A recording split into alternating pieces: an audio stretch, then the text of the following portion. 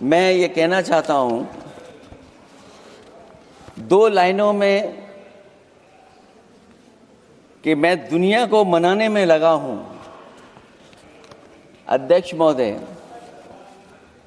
मैं भारतीय जनता पार्टी के लिए बता रहा हूं ये लाइनें, कि मैं दुनिया को मनाने में लगा हूं, मेरा घर मुझसे रूठा जा रहा है।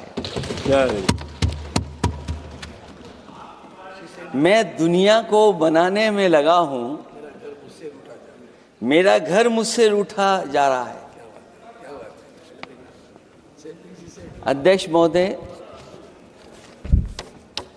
बात शुरू करने से पहले मैं सबसे पहले भारत की सेना,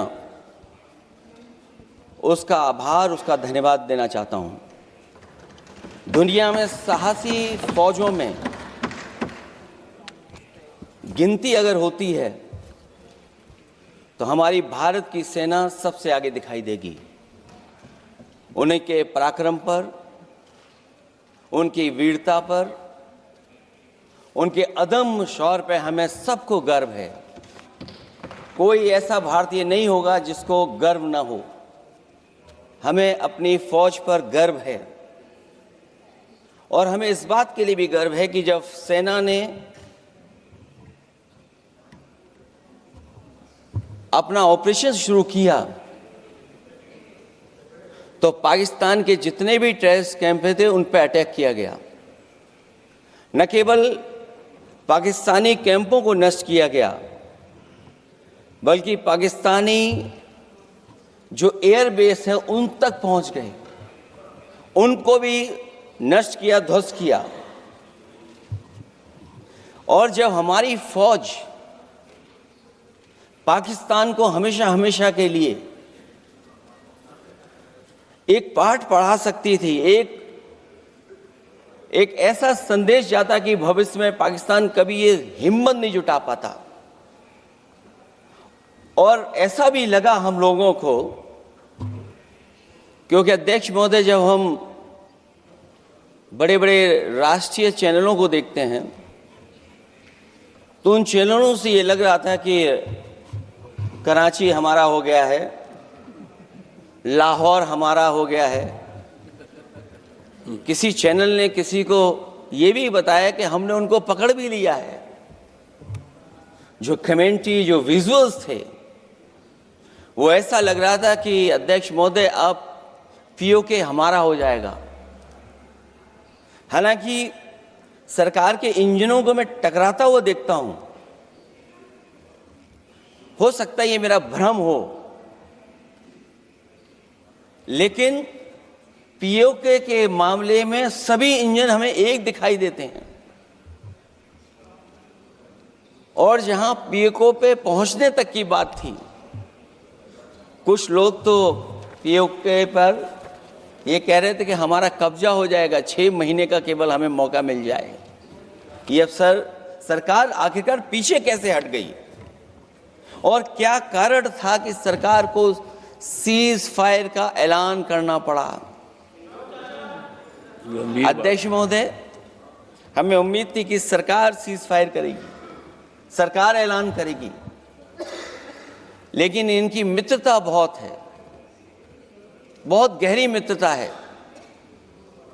और उसका परिणाम यह है कि इन्होंने अपने मित्र से ही कहा कि आप ही सीज फायर अनाउंस कर दीजिए, हमारी कोई जरूरत नहीं है, हम सीज फायर आपसे ही स्वीकार कर लेंगे। आखिरकार किस दबाव में ये सरकार स्वीकार कर रही है? वैसे तो अध्यक्ष महोदय, आज जिस विषय पर बोलने के लिए मैं खड़ा हुआ हूं, दरअसल वो विषय होना ही नहीं चाहिए था।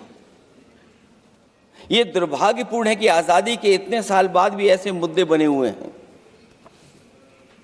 ये बात अध्यक्ष महोदय पक्ष विपक्ष की नहीं है, देश की सुरक्षा की है, जनता के जीवन और रक्षा की है। हम सब मिलकर के कोई ऐसी नीति रणनीति बनाते क्यों नहीं है जिससे सीमाएं हमेशा हमेशा शांत रहें। लेकिन पहलगांव की घटना ने साबित कर दिया है कि लापरवाही देशवासियों की जान ले सकती है।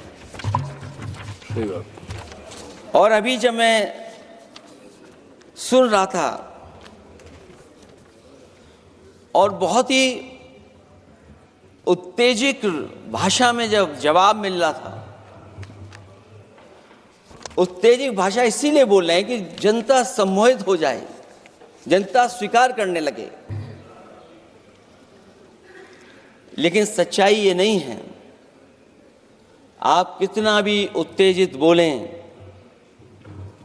देश की जनता समझ रही है। ये सही है कि जनता के इमोशंस का लाभ आप उठा रहे हैं शासन करने के लिए। जनता का इमोशन का लाभ उठाती है सरकार। मुझे याद है कि जिस दिन पहलगाम हमला हुआ, उस दिन वहां का हर पर्यटक पूछ रहा था, जो पर्यटक पूछ रहे थे कि खतरों के बीच मेरी रक्षा करने वाला कोई वहां क्यों नहीं था। आखिरकार ये सबके मन में सवाल यही है कि जिस समय घटना हुई, आखिरकार उन्हें बचाने वाला कोई क्यों नहीं था। और जो सरकार ये दावा करती है, 370 के बाद ये कहा सरकार ने कि भविष्य में कोई आतंकवादी घटना नहीं होगी, वहां टूरिज्म बढ़ेगा। जितने लोग वहां गए वो सरकार के भरोसे पे गए थे, वो सरकार के आश्वासन पे गए थे। और आखिरकार सिक्योरिटी लैब्स की जिम्मेदारी कौन लेगा? अध्यक्ष महोदय, सबसे बड़ा सवाल यही है कि सिक्योरिटी लैब्स का रिस्पॉन्सिबल कौन होगा, वो जिम्मेदारी कौन लेगा? और ये जो पहलगांव की घटना हमारे इंटेलिजेंस फेलियर की वजह से है। उन्हें मैदान को खुला छोड़ दिया। वो सरकार जानती होगी कि कितना समय लगा होगा फोर्सेस को आने में। आखिरकार वो जिम्मेदारी किसकी है? और फिर सरकार को ये जरूर बताना चाहिए कि सरकार क्या क्या कदम उठा रही है कि भविष्य में ऐसी घटना ना हो। क्योंकि पहलगांव से पहले पुलवामा भी हुई, और पुलवामा में भी यही बात रखी गई थी कि इंटेलिजेंस फेलियर है। उस समय भी किसकी जिम्मेदारी थी इंटेलिजेंस फेलियर की? किसी को नहीं पता। और अगर इंटेलिजेंस फेलियर पहले था तो पहलगांव में भी वही इंटेलिजेंस फेलियर हम लोगों को और पूरी देश की जनता जानती है आखिरकार जिम्मेदारी किसकी बनती है। जो लोग बड़ी बड़ी बातें कर करके चले गए, कम से कम देश के सामने एक सबसे महत्वपूर्ण सवाल, उसका जवाब सरकार की तरफ से आना चाहिए। क्योंकि हमारी सीमा पर जो सुरक्षा है, जो रक्षा करने वाले हमारे सेना के लोग हैं, वो हमारी सीमाएं सुरक्षित रखते हैं। लेकिन हमारे भारत का क्षेत्रफल क्या है? और सरकार को कम से कम ये जानकारी देनी चाहिए सदन को, देश की जनता को, कि जिस समय सरकार में ये भारतीय जनता पार्टी आई है और आज जब हम सदन में चर्चा कर रहे हैं तो हमारे भारत का क्षेत्रफल क्या है? कम से कम क्षेत्रफल पता होना चाहिए। क्योंकि जब हम सवाल पूछते हैं, और जो सवाल पर्यटक पूछ रहे थे कि कुछ ऐसे लोगों को सरकार की ओर से चारों तरफ से चाक चौबंद सुरक्षा घेरा क्यों दिया जाता है, वो जो बाद में ठग साबित होते हैं, जो हमारी रक्षा क्यों नहीं की गई? पहलगाम के दूसरे दिन की जिस तरह की राजनीतिक कार्टून, क्योंकि जिस तरह का लाभ लेना चाहते हैं भारतीय जनता पार्टी के लोग, हम सब ने देखा कि पहलगांव के दूसरे दिन ही जिस तरह का राजनीतिक कार्टून भाजपा के ऑफिशियल हैंडल से पब्लिश किया गया और हमारे द्वारा घोर आपत्ति किए जाने पर हटाया गया, उसने साबित कर दिया कि भाजपा के लोग भी जानते हैं कि दुख की इस घड़ी में उन्होंने देश की भावनाओं के साथ बेहद शर्मनाक खिलवाड़ किया है। भाजपा बताए कि ऐसे संवेदनहीन लोगों के खिलाफ उन्होंने क्या कार्रवाई की है। ये अति गंभीर प्रश्न है कि जिन्होंने अपनों को खोया है उन पर दबाव डाल करके बयान भले बदलवा दिए जाएं, लेकिन भाजपा याद रखें, बयान बदलवाने से सच नहीं बदल जाता है। पहलगांव के शहीद सैनिक की पत्नी द्वारा देश हित में शांति और सौहार्द की अपील करने पर उनसे जिस तरह का दुर्व्यवहार और उपशब्द कहे गए, उससे हर महिला और सच्चा देश प्रेमी बहुत दुखी है, आहत और शर्मिंदा हुआ है। ये सब जानते हैं कि किन लोगों की हरकत थी। इस संदर्भ में और परिप्रेक्ष्य में हमने महिला आयोग को पुरजोर अपील की थी कि वो नारी की गरिमा के विरुद्ध गलत बयानी करने वालों के खिलाफ केवल शाब्दिक औपचारिकताएं न निभाएं और बल्कि सही से कार्रवाई करें, लेकिन उस पर भी कुछ नहीं किया सरकार ने। पहलगाम की पीड़ित महिलाओं के बारे में कहे गए बयान के लिए निंदनीय शब्द से निंदनीय शब्द तक को आपत्ति होगी। नारी वंदन की जगह नारी का अपमान, निंदा और हर संभव शोषण और उत्पीड़न करना ही भाजपा का असली चेहरा है, जो बेहद शर्मनाक है। पहलगांव में हुए आतंकवादी हमले के जवाब में एलजी साहब ने कहा कि वो इंटेलिजेंस फेलियर है, लेकिन यह नहीं बताया कि फेलियर क्यों हुआ है। अध्यक्ष महोदय, मैं उम्मीद करता हूं कि सरकार का ये जवाब जरूर आए कि फेलियर क्यों हुआ है। ऑपरेशन सिंदूर के नाम पर जो प्रचार किया गया वो भी निंदनीय है। सच तो यह है कि ऑपरेशन सिंदूर का होना ही सरकार की विफलता का प्रतीक है। इससे बड़ी विफलता सरकार की कोई नहीं हो सकती कि अध्यक्ष महोदय हम और आप सब मिलकर के बैठ करके सिंदूर ऑपरेशन पर बहस करें, चर्चा करें।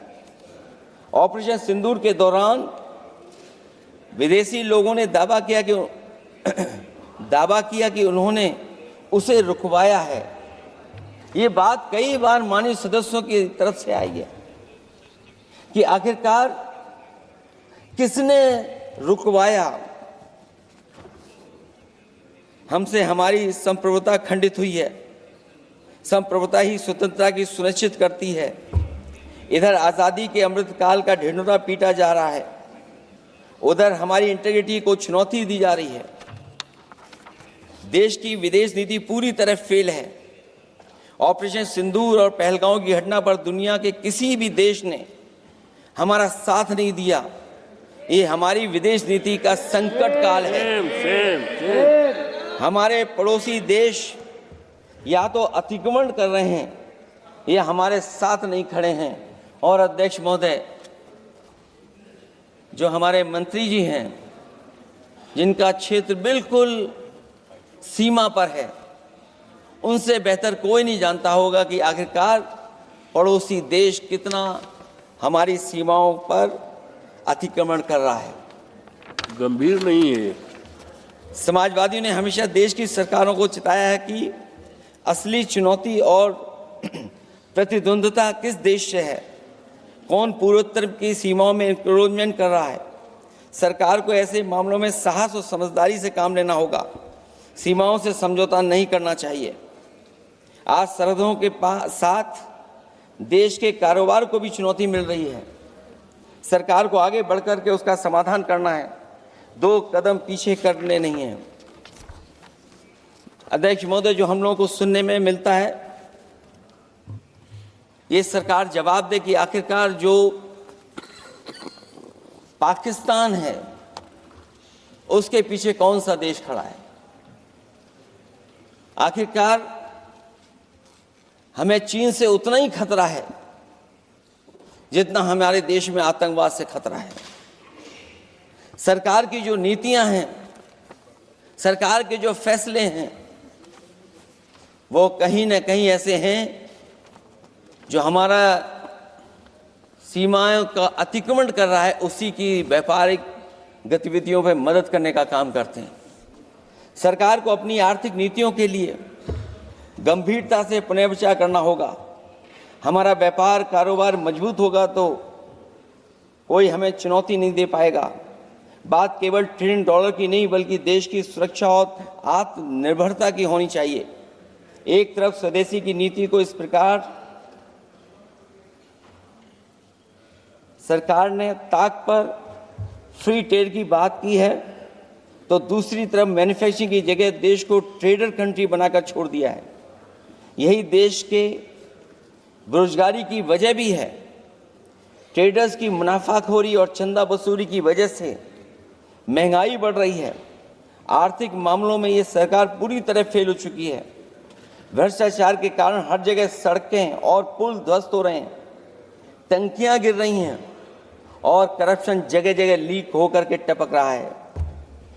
मैं ये ज़रूर कहना चाहूँगा इस समय पर कि कुल मिलाकर सरकार को अपनी राजनीतिक, आर्थिक और सामाजिक नीतियों के लिए एफआईआर जरूर करना चाहिए। सरकार को अपनी राजनीतिक, आर्थिक और सामाजिक नीतियों के लिए एफआईआर लाने की ज़रूरत है। वो हर बार ये कहकर नहीं बच सकती कि चूक हुई है, क्योंकि हर बार सरकार ये कोशिश करती है कि इन घटनाओं से बच जाएं हम, केवल चूक कहकर करके। केवल हमारी सीमाएं जो पाकिस्तान से जुड़ी हैं, वहाँ तो आतंकवाद का हमेशा खतरा ही रहता है, लेकिन जो दूसरी सीमाएं हमारे देश की जुड़ी हुई हैं, उनसे भी हमारे देश को लगातार खतरा बढ़ता चला रहा है। आज अपनी सीमा की स्थिति गलवान से पहले की स्थिति तक भी नहीं लौटी है। जो पहले स्थिति थी वहाँ ये सरकार नहीं पहुँच पाई है। वास्तव में नियंत्रण रेखा के कई क्षेत्रों में महत्वपूर्ण बफर जोन जब भारतीय गश्ती के लिए उपलब्ध नहीं है, तो पूर्वी लद्दाख में अतिरिक्त भारतीय तैनाती जारी है, जिससे सेना को सैनिकों की भारी कमी का सामना करना पड़ रहा है।